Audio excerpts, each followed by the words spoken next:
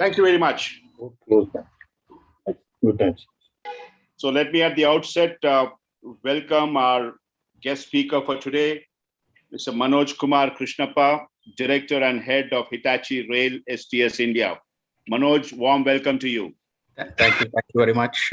Thank you. Yeah, looking forward to Club. hear from you on the metro transportation system and how it's going to help India and us. So let me at the outset welcome our guest speaker for today, Mr. Manoj Kumar Krishnappa, Director and Head of Hitachi Rail STS India. Manoj, warm welcome to you. Thank you very much. Thank you. Yeah, looking I think you have to mute everybody's mic. Metro transportation system and how it's going to help mute everybody. India and us. Let me at the outset welcome our guest speaker for today, Mr. Manoj Kumar Krishnappa, Director and Head of Hitachi Rail STS India. Manoj, warm welcome. Can you mute everybody? You're not. Thank you very much. Thank you. Yeah, I think you have to mute everybody's mic. Transportation. Mute everybody. How it's going to help mute everybody. India and us. I think is it because of YouTube? Somebody is having a YouTube and Zoom together. One screen has a YouTube and Zoom together. Yes, India. Manoj, warm welcome. Can you mute everybody? You're not. Thank you very much. Thank you. Yeah, Mute everybody's mic. Mute everybody. How it's going to help mute everybody. India and us.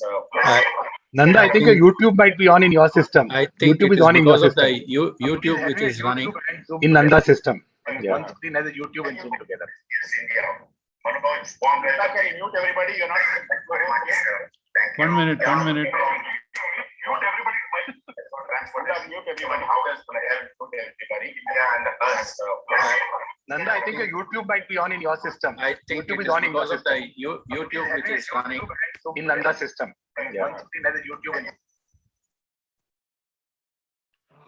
and Nanda was a culprit. Okay, sir. Manoj, you got many welcomes by the president. Yeah, I know. How many times did I do that? That was too much. And I haven't heard myself speak so much before. Is it okay now? No, this is almost like having the laugh track on the TV. You have a chorus track here, kind of thing. Seriously. Anyway. Is it okay? Is it with okay that now? glitch over, yeah, I hope it's okay. I hope it doesn't repeat again. Yeah, it's okay. Once again, welcome to Manjunath MD and Susan Marcus, who joined us again. Lovely to have you back and looking forward to seeing more of you during our meetings. Are there any other guests at this meeting? You can unmute yourself and say hello. I guess not. All right, let's get going. So we were talking just before the meeting started. We were just talking about the Olympics and how India has done not too bad, winning a few bronzes here and there, won a silver here. Good things happening, but not to be left behind. Our Rotary had its own Olympics last Sunday, and our club came out on top, and we won the Best Club Award, the third place in the mid club category size. Many congratulations to IPP Ravi Narasimhan and team for a fantastic job. Great year that you had, and thoroughly deserving award that you people have brought back, amongst the many others. But the shining star has been the one and only Gargi Oja, who was awarded the best secretary of the mid-size club. Gargi, hats off to you. Fantastic job done. You've made us all proud. Great job. Thoroughly deserving. Wonderful. Thank you, Vinod. Thank you so much. Once again, the women leads. So great. You can give her a token rose. Apart from this, there are many more awards which we brought back home, which I'm going to request Nanda to talk about those awards, and I hand it over to him for the secretary announcements. Nanda? Yeah. Can you hear me? Yes, you can. Yeah. Good evening, everybody. Well, as the president mentioned, and I'm sure like all of you, I am extremely happy and proud that our club has been recognized by the district for the excellent work that the team led by Ravi Narasimhan has done during this very challenging times of the pandemic.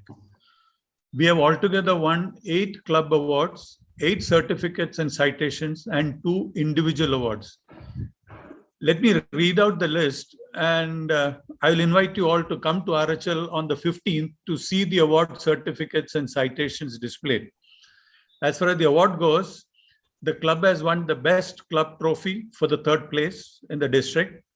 We have won the award for contribution to district projects, award for contribution to Rotary Foundation, award for contribution in improving public image, award for contribution and support to major projects, award for active partnership with NGOs and CSR partners, award for support to end polio campaign, and award for providing critical support during COVID-19 pandemic. That's as far as the award to the club goes.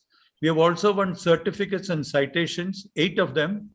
The certificate for 100% Giving Club, District Governor's Diamond Citation for outstanding club performance, citation in focus areas of water and sanitation, citation in focus area of economic and community development, citation in focus area of environment, citation for the focus area of disease prevention and treatment, citation in the focus areas of basic education and literacy, and citation in focus area of maternal and child health.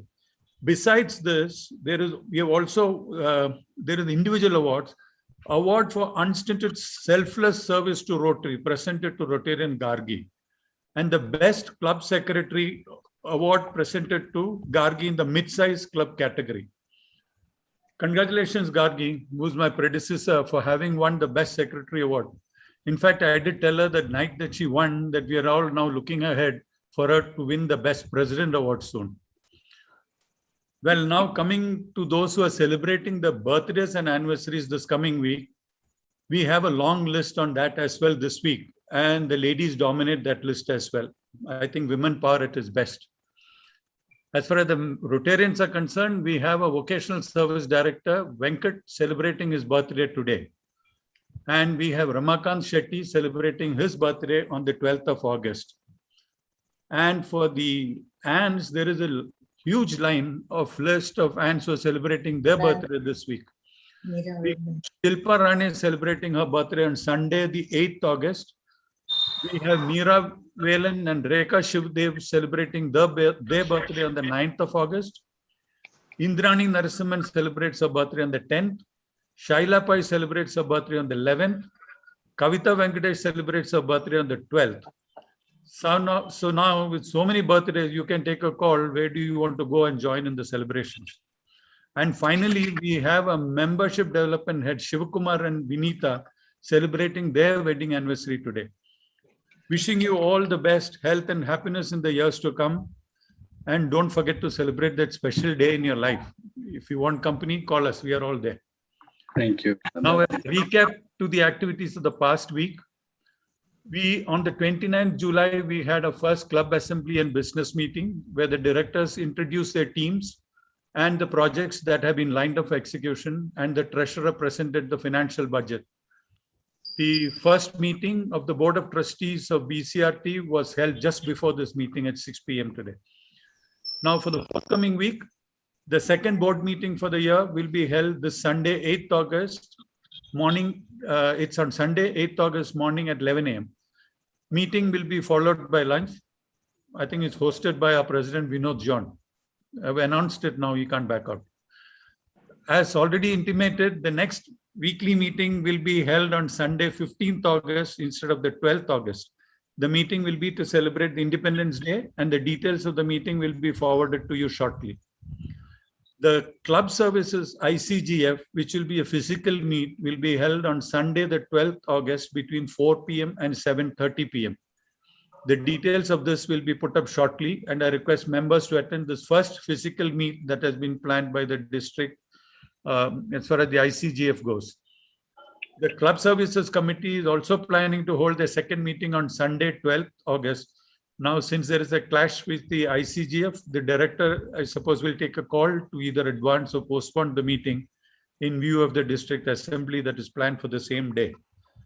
Well, that is it from my side for this week. Thank you. Thank you so much, Nanda.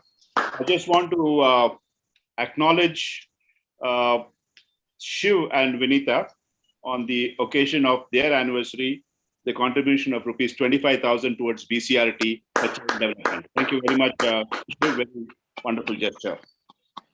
Like Nanda said, so many birthdays. I suggest we all get together on 15th August and celebrate everybody's birthday together. We're going to have a very interesting program. Our club service program is coming up with something really interesting. Before all this lockdown starts, let's get together and meet at least once. So hopefully we'll all see you on August 15th at RHL. Looking forward to see, including guests are welcome. Looking forward to Susan, Manjunath, and Manoj. Do join us if you can. Without any further ado, may I call upon past President Rotarian Sudhakar to introduce our guest speaker for today. Sudhakar? Yeah, thank you, Vinod. After that rousing welcome, which Mr. Manoj Kumar received, and the phenomenal encore and what have you, so I think he must be overwhelmed by the kind of reception our club has given him. So I'll just quickly run through his biodata. He has over 24 years of business development and operational experience, covering multiple industries in software, aerospace, and railways across various countries like Australia, Germany, and Asia. He completed his degree in computer science from Bangalore University and his aerospace technical certification from Germany. Later, he did his MBA in Australia.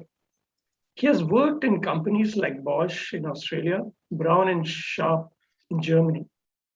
He's proud to be associated with the R&D and manufacturing of the indigenously manufactured Indian fighter aircraft LCA ALH helicopter from the initial R&D stage to final assembly in DMRL, NAL, and HAL.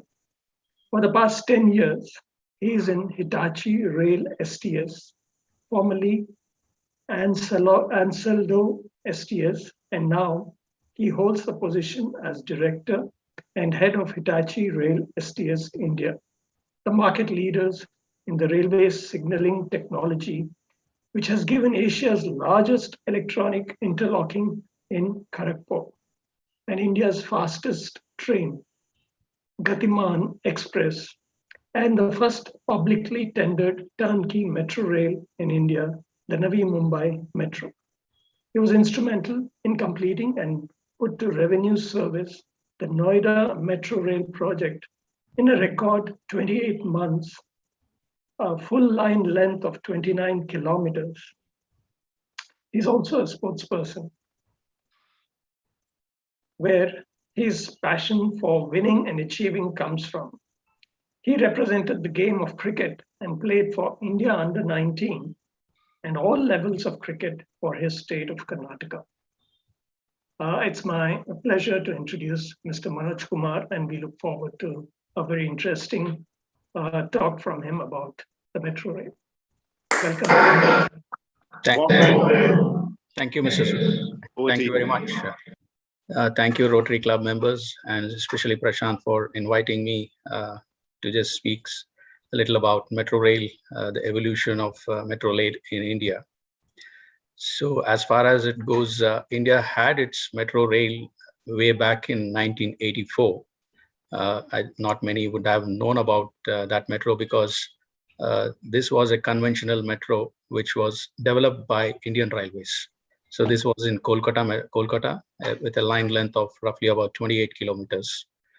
So from 1984, there was a big gap. I think it was more of an intent or intention, which India didn't think about having a metro rail, though the urbanization was quite significant in India. These things didn't come up till such time, I think about 2002, when the enigmatic Dr. E. Sridharan was instrumental in bringing many more metros in India.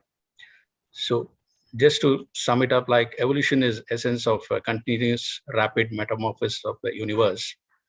The UN World Urbanization Prospect 2019 reported state that 36% of Indian population lives in urban areas. So data is significant considering 1.3 billion of human population which resides in India. the rapid economic development and considering the proliferation of urban ecosystem in cities, compel the planners and policymakers to adopt innovative solutions for enhancing the region's mobility quotient. So there was a significant shift of focus from innovative quantity to innovation quality. So be it the evolution of the passenger trains, different type of passenger trains, be it Shatabdi, then the metro rail, then the T18s, the rapid transit systems called the RRTS, which popularly is known as a commuter trains globally, the semi-high speeds, and finally, we are also on the bullet train. So Delhi was instrumental in bringing quite a bit of metro rail lines from 2002 until 2010. I think that was the only city in India which had significant lines of metro which had to come, thanks to Dr. E. Sridharan once again. Later on, it was due to the population, urban population, people needed more mobility, more smart travels, safe and comfortable environmental travel. So now every city in India would like to have a metro rail. So as I'm talking today to you all, there are about 13 cities which is having a metro in revenue service. Roughly about 800 kilometers of line length is in revenue services with roughly about 700 stations.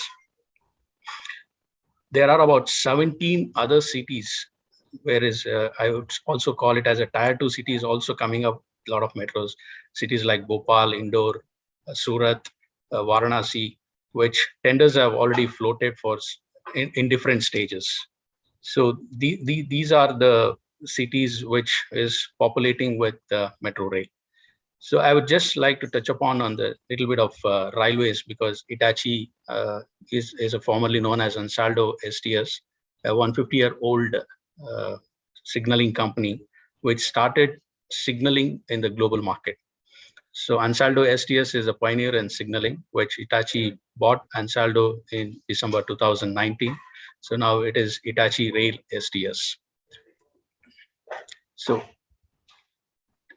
on railway sector, if I have to talk about, as on date, we have about 68,000 kilometers of line length. This data is sometime taken in Jan 21, out of which 46,000 kilometers of line length is electrified. And the last 6 years, roughly about 28,000 kilometers of line length was electrified. So there is a significant improvement in this last 10-15 years in terms of transportation system in India, be it semi-high speed railway or the metro rail. So if I have to talk about a little bit about Hitachi as a whole, innovation will always be the key to evolution, and we at Hitachi Rail STS have delivered technology to railway and mass transit. So we started our business in India with the Indian Railways, and we converted roughly about 1,000 stations into electronic interlocking, which is also called the computer-based interlocking. So I think if I have to explain to you just about a little bit of computer-based interlocking, at a station master can sit and control trains roughly about 300 to 400 kilometers without any, he can control the train movement into the stations, across the stations, between stations, sitting at one, this thing called as a OCC, the operating control system. So this technology was the first which we as Hitachi brought to India, and this line length is running in Kanpur and Ghaziabad section. So that's one of the, so we have many first to bring it to this country, be it train protection warning system. Train protection warning system is if the driver overshoots the signal, so the train stops. So, and if there is any intrusion on the railway track, so the train stops. So this was other technology which we have brought into India. And next, it was the first monorail which was built in India was also developed by Hitachi, and the first metro, that publicly turnkey metro, which is in Navi Mumbai, is also there. So what we have been able to do in these things is we have been able to speed up the travel time between stations because of this computer-based interlocking in the stations or at the line length. And we have also been able to move the trains faster because of the TPWS systems. The first Indian or the first fastest train, this fastest train is Gatiman Express, which runs at 160 kilometers. Otherwise, most of the trains in India are at about 50 kilometers, which runs. So this is where the evolution started, and in future, I think we'll be seeing more of these high-speed trains in India. And Kharagpur, which I think when it was explained, it is one of the biggest yards or biggest stations in Asia, which we have converted that into an electronic interlocking. So at the just with one switch or one push of a button, we can control about 800 trains moving into the station and out of the station in a given day. So this is what which we have done for in the metro sector or in the railway sector, because metro is nothing but the evolution of the railways. So we as Hitachi is committed towards the growth, the social innovation business, providing safe, comfortable, and environmental friendly transportation system.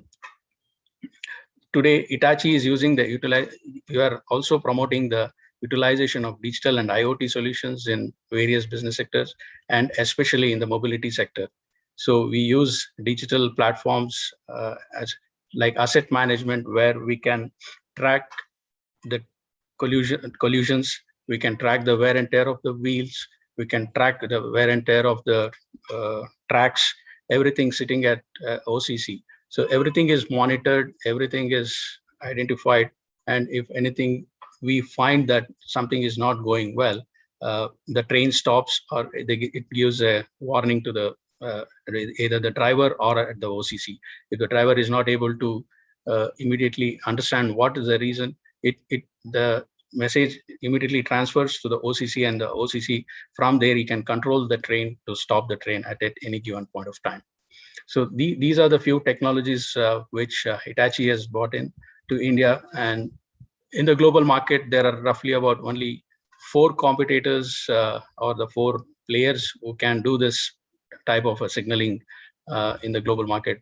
So in that, we feel proud that Hitachi is also one of the major players to play.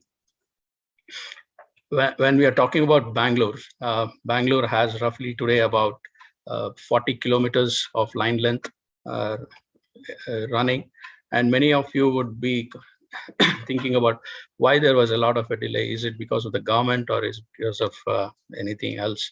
I would say 40% is yes, it is authorities who have delayed, but 60% there was a lot of public litigations, which in the past had very strong this thing, but today the public litigation cases have been streamlined, and not many cases can be taken up in the court, which the court looks for better public transport for Indian citizens.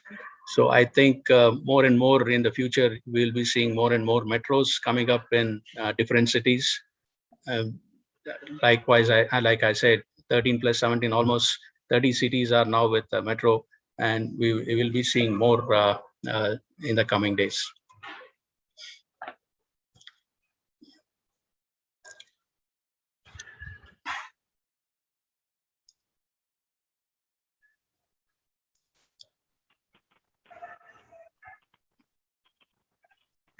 If you guys have any specific things to know about Metro Rail, then I can speak about. I think you're better with asking questions and answers. So interesting subject. Many of us actually have a lot of things to know about this area, which we don't know much. I'm open to questions. Please unmute yourself and ask a question. Samir Gupta, please go ahead. Manoj, good evening. Yeah. I have a question. I mean, we talk about metro rails, we talk of regular trains. Yeah. I mean, to a layman, both of them seem to be running on the same technology or the similar kinds. I mean, both run on two parallel tracks running across, whether it's within the city or outside the city. What would be the major technology difference between building a metro train system or a railway system? Do you see any difference in these two systems? Yes.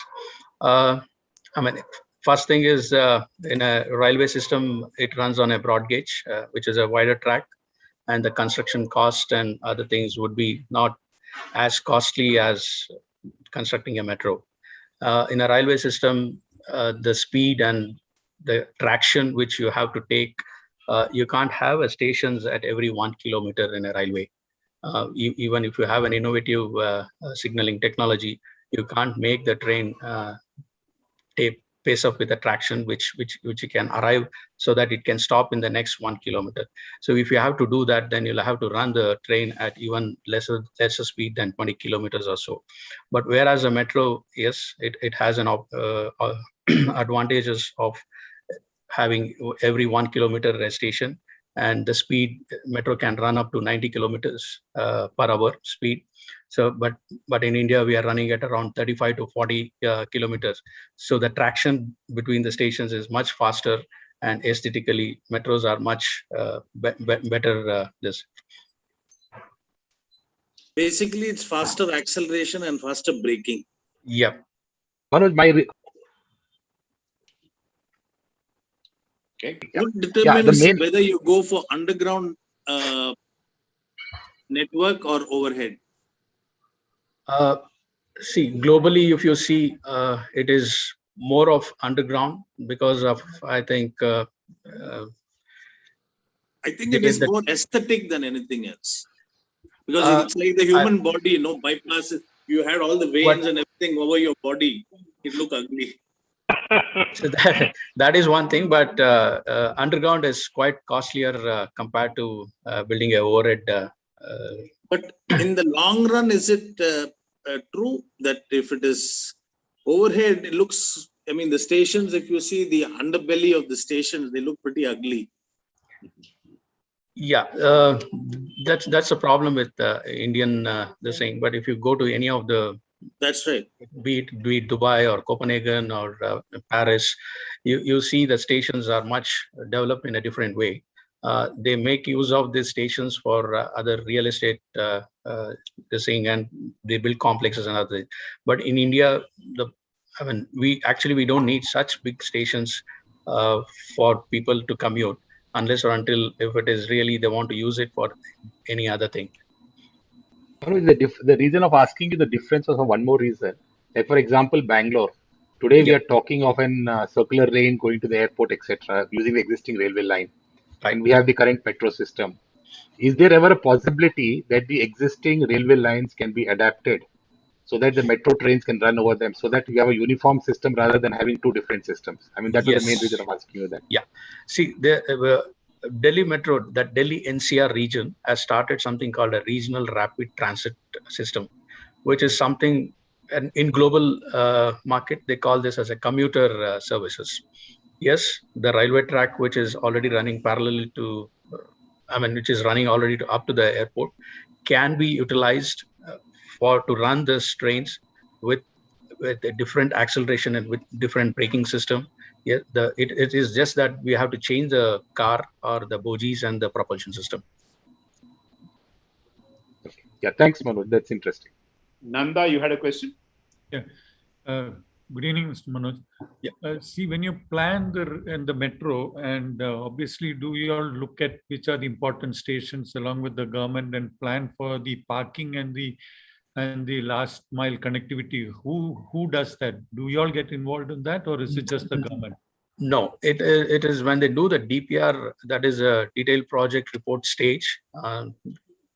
That is a time the government gets involved, and the authorities from the DPR they would have appointed some consultant like RITES or RVNL. They do this. We only are the technology providers. So we come only after the civil structure is done, but we emphasize the authorities or anybody when the civil structure is being built, to involve us to do the signaling, so that if there is a gradient or a curve, we can still manage things at an early stage rather than going on later and to dismantle things, or we have to when it has to take a deep curve or a gradient. If you are running a metro and if you want the metro to run at every 5-second interval, so that would become a challenge. I think Susan has a question. Susan? Yeah, Manoj, it was a very interesting session. One of the big questions which everybody has about metro rail projects is the viability. So do you have any successful examples, or can you give us an example of what is a typical payback period that the government can expect on a rail project? Globally, metro rail it's nothing but a government-owned operational thing. You can't make money out of it. Yes, when of late there are funding agencies which fund the metros. That's the reason we have so many metros in India now. If it had to be a government-funded metro to build a whole metro, I don't think so we would have seen this. For example, if JICA funds a project, they give it for 30 years. In 30 years, I don't think so really they would get back that bit money what they have invested. But nevertheless, government has to bear the difference cost. It's not only in India, nowhere in the world. Metro rails are making money. Sudhakar? Yeah. Good evening, Mr. Manoj. Obviously, there are 3 or 4 or 5 different agencies that work towards making any metro a successful proposition. I presume the civil part is one of them, the coaches, and people like you, signaling, and etc. So when a job is awarded to any particular agency, does it mean that it includes all of them, or there are 4 or 5 different agencies that are awarded different aspects of work? If you see 60 to 70% of the global market, it'll when they call it as a turnkey project, it becomes, for example, if I have to give you Riyadh Metro, Copenhagen Metro, or even Las Vegas Metro, these metros were called as a turnkey metro, where the civil is also a part of the consortium. But in most of the other metros, where 60% of the metros in the global market, it will be E&M and civil. So once the civil is done, then the E&M guys come. That is the rolling stock, signaling, electrification, platform screen doors, and other things. In India, it's even more segregated, and we don't know for what reasons. In most of the tenders, out of 13 which is running today, at least 10 metros are civil is one package, station is one package, rolling stock is one package, signaling and telecommunication is one package, and electrification and the rest are one package. So this is not a successful model, because tomorrow after a DLP, any guy who builds this metro, or be it technology or a civil guy, after the completion 36 months or 48 months plus 2 years of DLP, he will just walk out of the metro. So then there's always a blame game between the different vendors, that if a rolling stock something happens on the onboard, because that is related to the signaling and OCC and telecommunication also, he point blankly says it's not my problem, it is signaling problem. And signaling guy says no, it's not my problem, it is telecommunication problem. So this we are facing a lot of hiccups in the Indian scenario of metro. But when it becomes a turnkey, so it's a responsibility of the E&M partner to take care of the metro for the next 2 years, 5 years, whatever it is. Now, apart from sorting out issues at a later point in time, even to coordinate all these agencies at the stage of execution must be quite a who does yes. it? Yeah. It's a very challenging.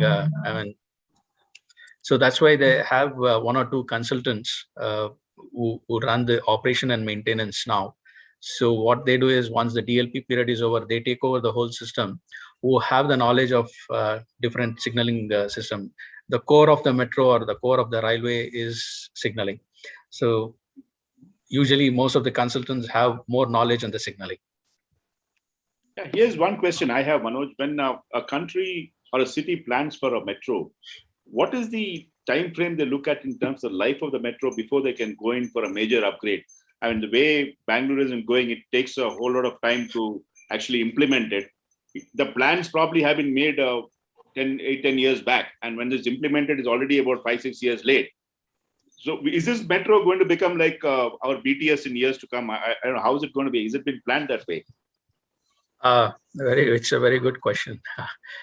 When the tender comes and when the tender calls, there is a RDSO guidelines which says that each and every equipment has to have a lifespan of so many years.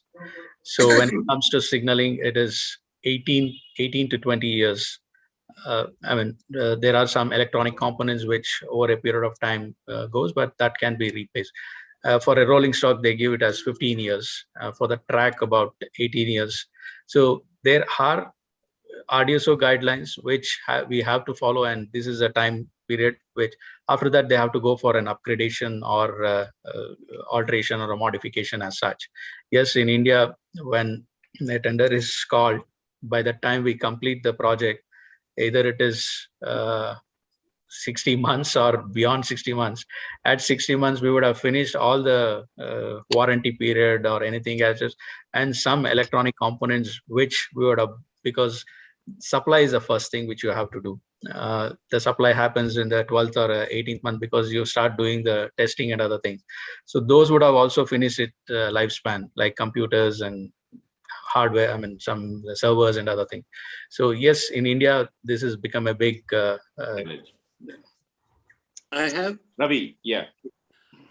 You've seen in countries like Thailand that they have combined a walkway below the railway line on connecting all the pillars and going right across the city, which lessens the load on the pavements. In our country, there are no pavements at all. So wouldn't it have been an interesting thing if you had put walkways there in between? Nagpur Metro, I think, has started a pilot project of doing this. Yes, it's a very good idea. It has to be done.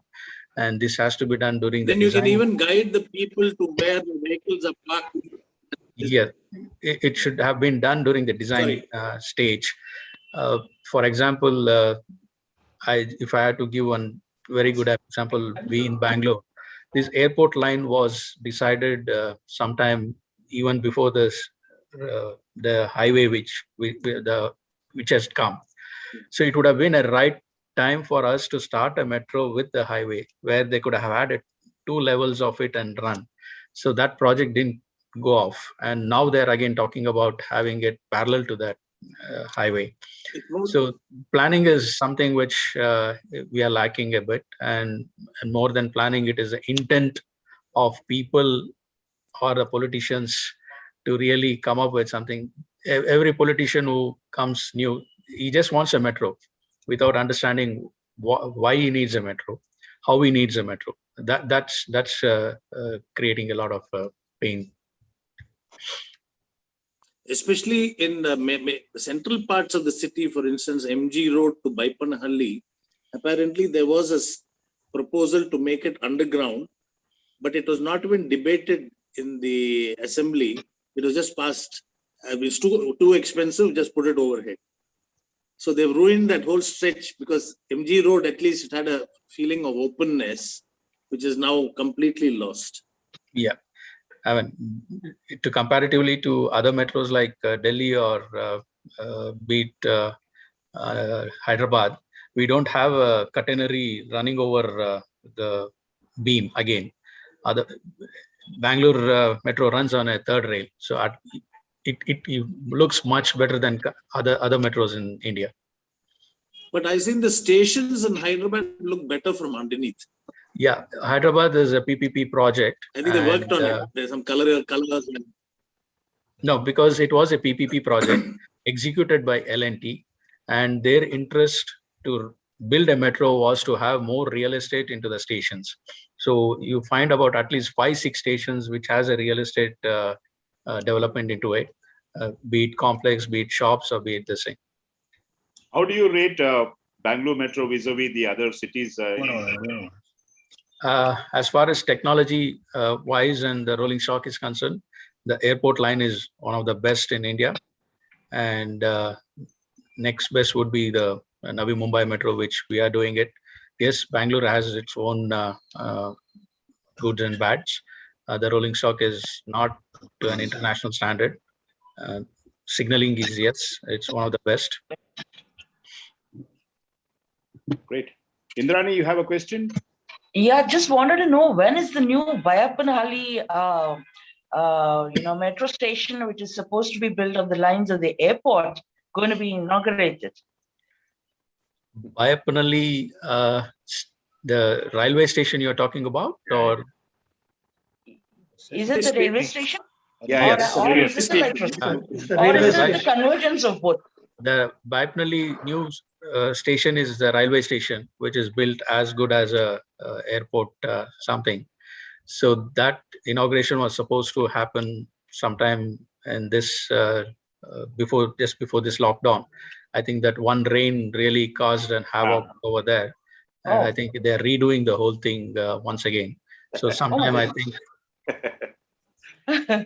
That's rather sad. And I have another question, probably a very, shall we say, a very basic question. Now, signaling, as I understand, is to do with monitoring how the trains run and how the time that they run on from one station to the next.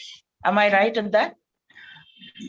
Even more than that, signaling is the core of the metro system or even a railway system. In a metro, what it does is, sitting at an OCC, we can track the train movements on the every inch of a train which moves, we can track. It runs within the two stations, the time taken, and we can configure that into the system.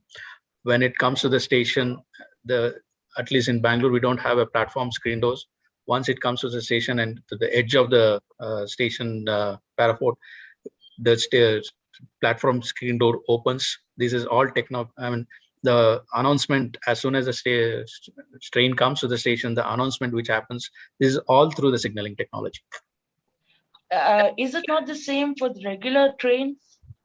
Regular train, it is a recorded system at stations. But now, yes, a few stations which has been developed under the leadership of Prime Minister, that station development, some 18 stations have been revamped, and a new innovative way of something similar to the metro has been done. I've always wondered why the tracks are not monitored, because we keep hearing about trains, derailing. So why is it that the tracks are not monitored? I mean, what is it that it takes to monitor to see whether the rails are okay between two stations? Is it so difficult? It's really not difficult. There are a lot of companies, and we, Hitachi ourselves, have a company called Perpetuum, which is a British company, which monitors the track, which monitors the wheel. But yes, nobody is keen to deploy this.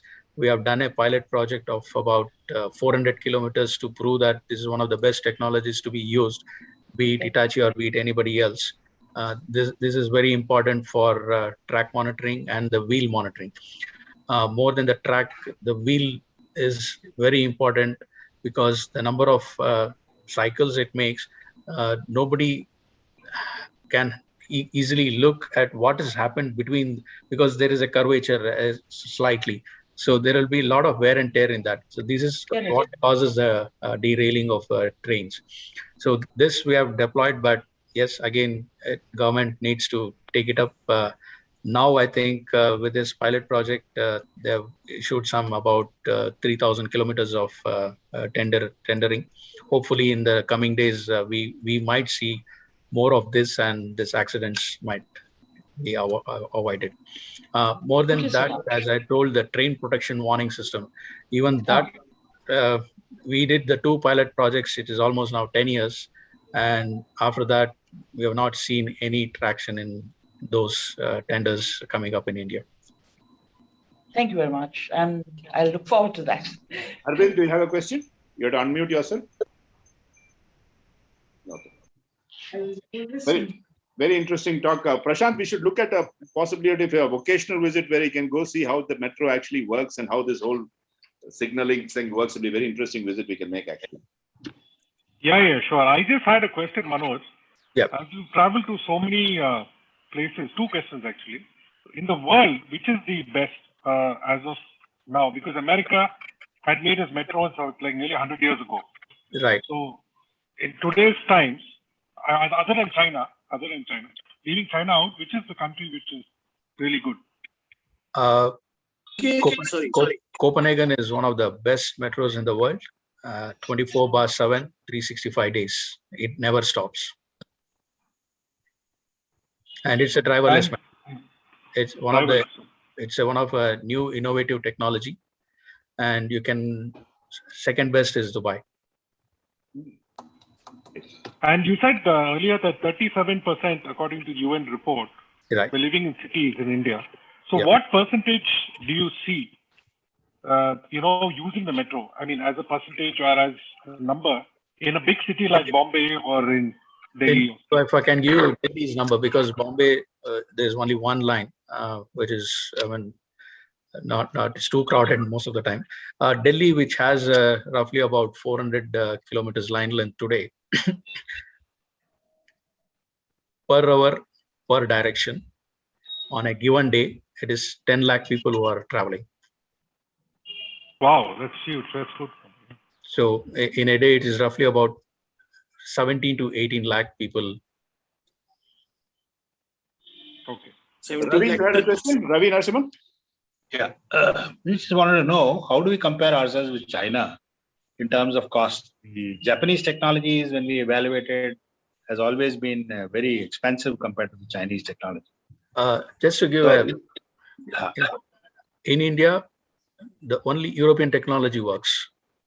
Though I am Hitachi bought Ansaldo to be present in Europe market, USA market, and Indian market. Even the Japanese technology is not accepted in India.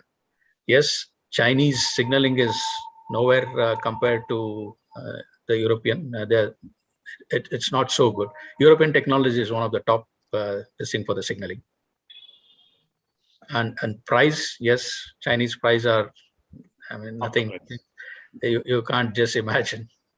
I mean, they come up with solutions like when I have partnered in Navi Mumbai with a Chinese CRRC group. It was a Zuzo, CSR Zuzo then. So you don't believe, till today, 28 trains which has reached Navi Mumbai. It is ready for the first revenue operations of 4 kilometers or something. They have still not taken the money. Samir, you have a question? They have not taken even 1 rupee from the client. Yeah, Manoj, one question. I think we spoke of the evolution of trains starting from the Rajdhanis, the Shatabdis, going down to the T18s, the metros now. Yep. Looking futuristically, we have been hearing a lot about this Hyperloop. Right. Maybe if you can share some views about the Hyperloop, I think it'll be interesting.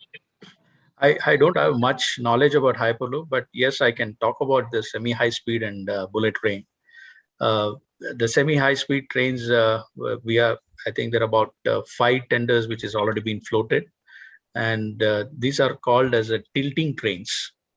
So India, which has a different terrain, we need this type of trains.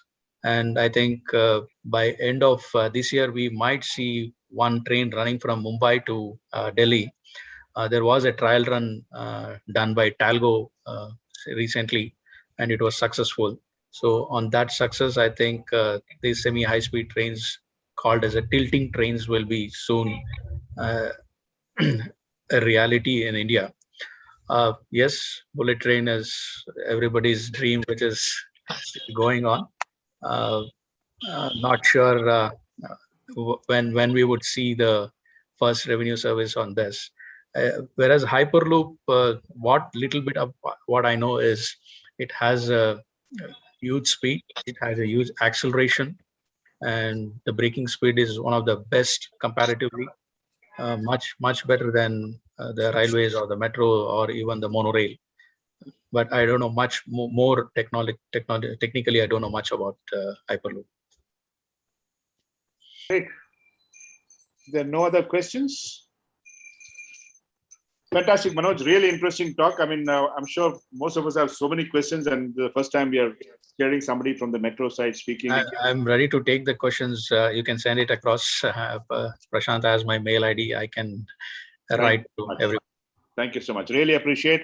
A big round of applause. Thank you so much, Manoj, for a wonderful talk. May I now call upon President-elect Samir Gupta to propose a formal vote of thanks? Yeah. Thanks, Vinod.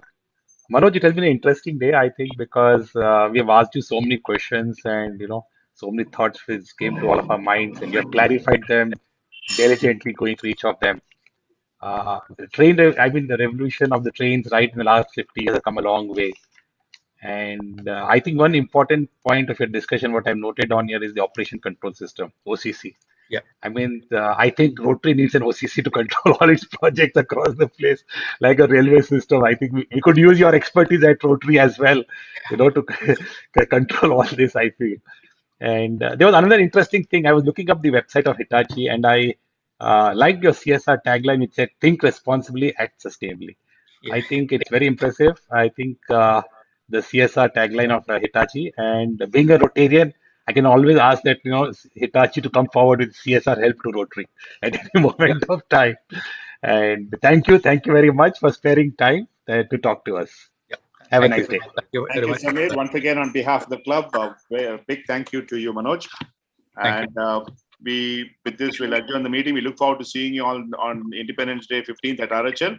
Good night, and adjourn this meeting.